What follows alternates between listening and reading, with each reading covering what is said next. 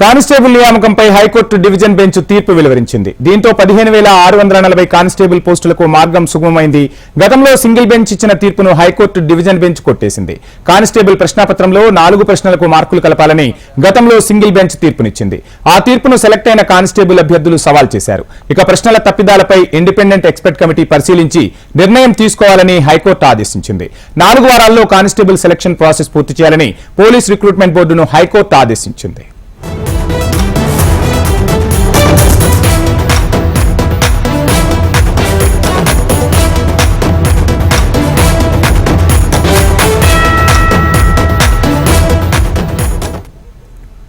Constable నియామకంపై high court division bench తీర్పు వెలువరించింది. దీంతో 15,640 కానిస్టేబుల్ పోస్టులకు మార్గం సుగమమైంది.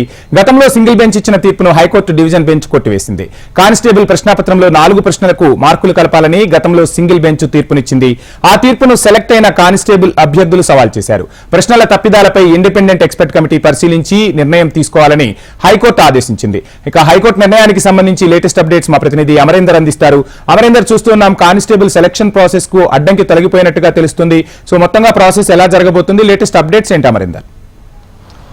కానిస్టేబుల్ నియామకకు సంబంధించి గతంలో ఏవైతే 4 ప్రశ్నలు ఉన్నాయో 4 ప్రశ్నలకు సంబంధించి కూడా అభ్యర్థులంతా కోర్టుకెక్కారు. దీంతో సింగిల్ బెంచ్ గతంలో తీర్పు ఇచ్చింది, పూర్తిగా స్టే విధించాలి. ఆ 4 ప్రశ్నల పత్రాలకు సంబంధించి 3 ప్రశ్నలకు సంబంధించి పూర్తిగా తెలుగులో అనువాదం చేయాలి.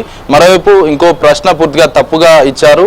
ఈ 4 ప్రశ్నలకు సంబంధించి కూడా తుదిగా ఏదైతే వాటిని మరోసారి పేపర్లు దిద్ది ఆ మార్కులకు సంబంధించి కూడా యాడ్ చేయాలంటూ కూడా సింగిల్ బెంచ్ ధర్మాసనం తీర్పిచ్చింది. దీనికి సంబంధించి రిక్రూట్మెంట్ బోర్డుకు సంబంధించి కూడా మరోసారి డివిజన్ బెంచ్ అప్పీల్కి వెళ్ళింది. ఈ నేపథ్యంలో డివిజన్ బెంచ్ సింగిల్ బెంచ్ ఇచ్చిన తీర్పుపై ఇవాళ పూర్తిగా వాదనలు కొనసాగాయి. గతంలో ఇచ్చిన ఏదైతే 4 ప్రశ్నలకు సంబంధించి కూడా తుది మార్కులకు సంబంధించి మూల్యాంకనం చేయాలన్న అంశంపై కూడా తుది ఏదైతే ఈ ఎక్స్పర్ట్కి సంబంధించిన ఏదైతే కమిటీ కూడా పూర్తిగా పరిశీలిస్తుంది.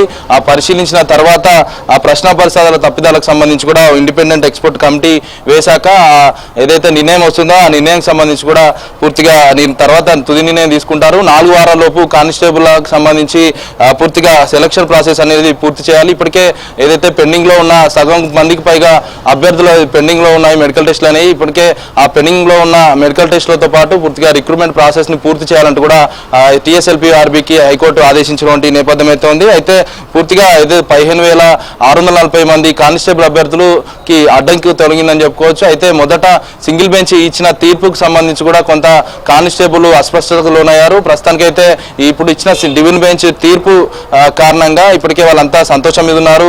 ఎందుకంటే ముఖ్యంగా చెప్పుకుంటే 4 మార్కులకు సంబంధించి కూడా మొదటి నుంచి కూడా ఏదైతే తప్పిదాలు ఉన్నాయని కూడా గతంలో ఆరోపణలు వచ్చాయి. దానికి సంబంధించి అభ్యర్థులు కూడా కోర్టుకు వెళ్లారు. ముఖ్యంగా చూసుకుంటే ఏదైతే 120, 130తో పాటు 114కు సంబంధించి ఇంకో మరోవైపు 57వ ప్రశ్నకు సంబంధించి కూడా పూర్తిగా వీటికి సంబంధించే హైకోర్టులో వాదనలు అయితే కొనసాగాయి. తుది తీర్పుకు సంబంధించి కూడా ఏదైతే ఫైనల్ గా ఎక్స్పర్ట్ కమిటీ ఉంటుంది, ఎక్స్పర్ట్ కమిటీ ఏదైతే మార్కులు యాడ్ చేస్తుందో ఆ మార్కులకు సంబంధించి తుది మూల్యాంకనం అనేది ఉండనుందనేది ఎక్స్పర్ట్ కమిటీ అనేది చెప్తుంది. దీనికి సంబంధించి TSLP-RB కావచ్చు, ఇటు అభ్యర్థులు కావచ్చు, ఎటువంటి ఇన్వాల్వ్ కావద్దు, పూర్తిగా రిక్రూట్మెంట్ ప్రాసెస్ అనేది 4 వారాల్లో పూర్తి చేయాలంటూ కూడా హైకోర్టు అయితే ఆదేశించినటువంటి పరిస్థితి అయితే ఉంది.